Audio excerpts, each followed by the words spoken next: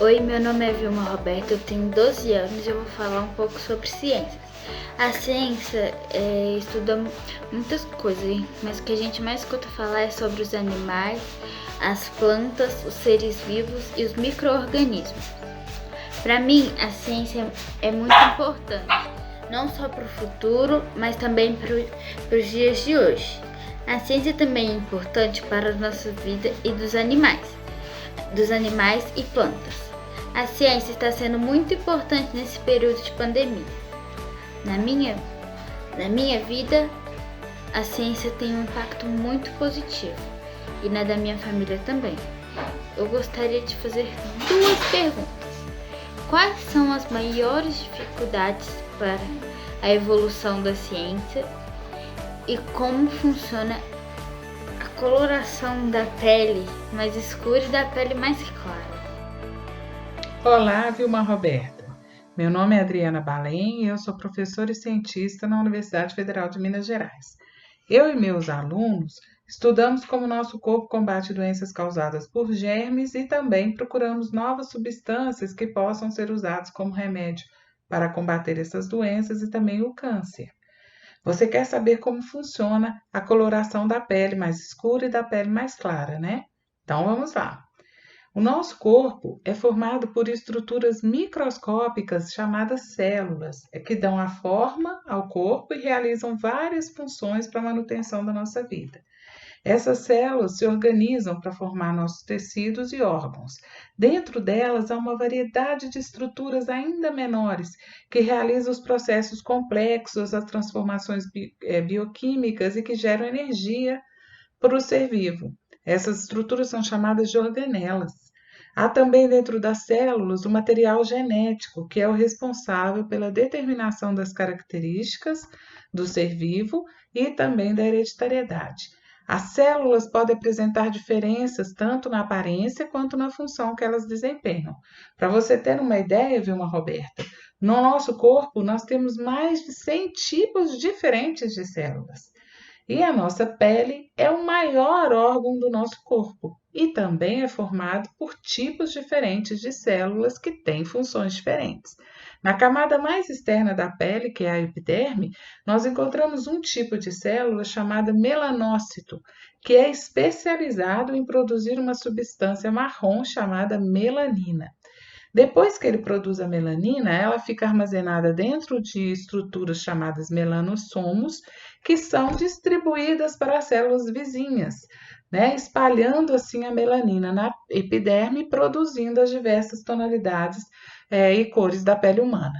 Todas as pessoas têm o mesmo número de melanócitos, o que varia é a quantidade de melanina que eles produzem, o tamanho dos melanossomos e a distribuição, então, da melanina para as células vizinhas, sendo que as pessoas de pele mais clara produzem menos melanina e as pessoas de pele mais escura produzem mais melanina e têm melanossomos maiores.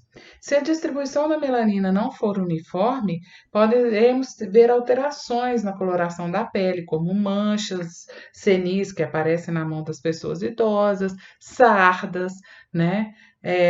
Manchas no rosto de mulheres grávidas. E o aumento da produção da melanina pode acontecer também em resposta a medicamentos, substâncias químicas, hormônios e exposição ao sol, o que a gente chama de bronzeamento. Os raios ultravioleta do tipo A do sol escurecem a melanina que já está pronta dentro do melanossomo. E os raios UVB estimulam os melanócitos a produzirem mais melanina. A melanina é um pigmento fotoprotetor. Por isso que o aumento ocorre em resposta à exposição do sol e se dá para que este pigmento proteja, absorva a radiação nociva do sol e impeça essa radiação de atingir as camadas mais profundas da pele. O bronzeamento, então, é um mecanismo de defesa do nosso corpo diante da queimadura solar.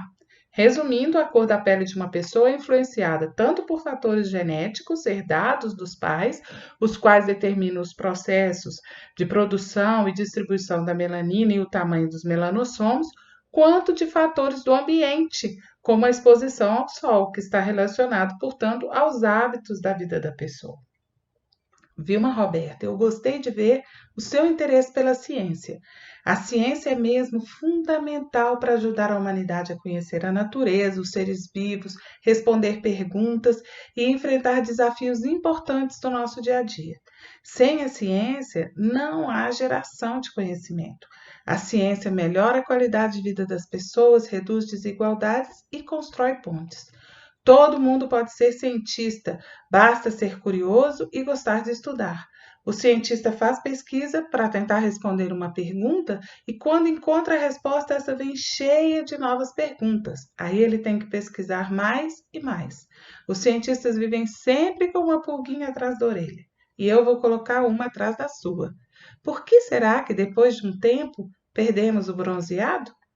Um abraço e seja sempre curiosa e estudiosa. Olá, Vilma Roberta. Meu nome é Adelson Fernandes Moreira. Eu sou professor de Física aposentado do Cefet-MG. Eu achei a sua pergunta muito interessante e certamente ela é motivo de debate, de grande debate, entre cientistas e historiadores da ciência. Então a minha intenção ao responder a sua pergunta não é esgotar o tema, mas alimentar esse debate e provocar a sua reflexão sobre ele. A ciência é uma construção humana e coletiva. Ela influencia e é influenciada pelo modo como a sociedade se organiza em cada momento da história. Um dos fatores que proporciona a evolução da ciência é a cooperação entre cientistas. Se as condições para essa cooperação são criadas, especialmente cooperação entre cientistas de diferentes países, a ciência pode evoluir muito nas mais diferentes áreas. Isso tem acontecido agora com a produção de vacina para a Covid-19. O fato de muitos cientistas estarem trabalhando juntos, cientistas de diferentes países, vai fazer com que essa vacina seja produzida num tempo menor. Daí a importância dessa cooperação.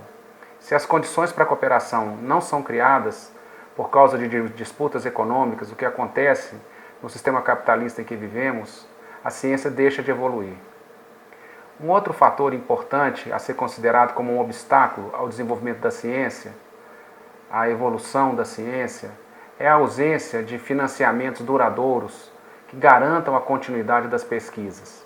Por exemplo, no nosso país foi votada uma lei chamada Emenda Constitucional 95, que limita os gastos do governo com a área social, com investimentos e com a pesquisa. Isso significou profundos cortes de recursos para o financiamento da pesquisa no Brasil. E muitos projetos de pesquisa que estavam em andamento e que teriam um impacto importante para desenvolver o nosso país, para melhorar a qualidade de vida do nosso povo, esses projetos foram interrompidos. A ausência de financiamento na pesquisa e na ciência tem causado também a redução no número de bolsas de pesquisa e de estudo e, portanto, dificultado a formação de novos pesquisadores. Gente nova, ideias novas na comunidade científica são fundamentais para promover a evolução da ciência. Então, se a ciência não é prioridade, se ela não recebe investimentos, isso torna-se um obstáculo à sua evolução.